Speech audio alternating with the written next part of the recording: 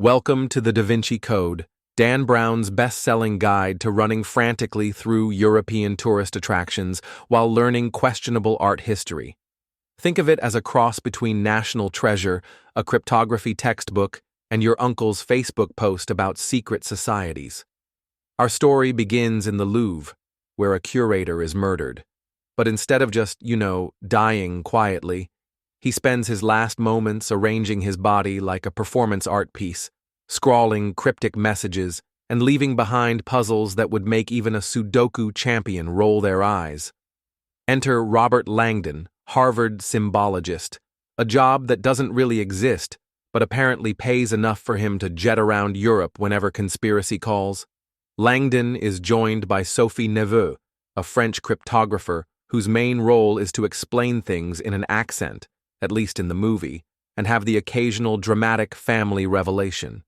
Together, they attempt to solve Grandpa Louvre's death by cracking a trail of riddles involving famous paintings, hidden symbols, and the kind of overcomplicated wordplay that screams, "The author really wants you to know he did research." Meanwhile, the villain squad is out in full force. We've got Opus Dei, a Catholic group portrayed here as shadowy monk assassins, and Silas, the world's palest hitman, who is apparently fueled by religious guilt and sheer menace.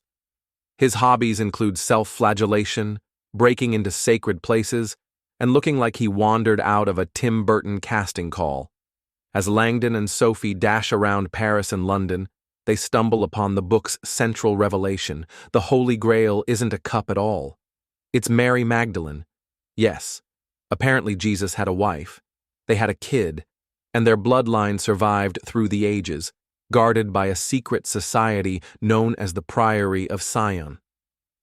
Naturally, this earth-shattering information is hidden in places like the Louvre, Westminster Abbey, and Rosslyn Chapel, presumably because Jesus really wanted his descendants to become part of the European tourism industry.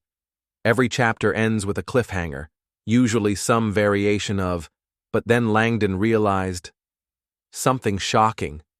Turn the page, and it's usually a word puzzle that would stump exactly no one with Google. Still, the pacing is fast enough that you don't have time to notice whether the history is accurate. Spoiler, it mostly isn't. In the end, we discover Sophie is, surprise, part of Jesus's bloodline, which makes her the world's most eligible bachelorette. Langdon, however, doesn't exactly ride off into the sunset with her, because nothing kills romance like finding out your crush is holy royalty. Instead, Langdon has an epiphany while kneeling over the Louvre's inverted pyramid, realizing the Grail, and therefore truth, history, and probably good wine, was beneath his feet all along. Cue dramatic music. So what's the takeaway? The Da Vinci Code is a roller coaster of conspiracy theories, religious intrigue, and sightseeing tips, best enjoyed if you don't think too hard about accuracy.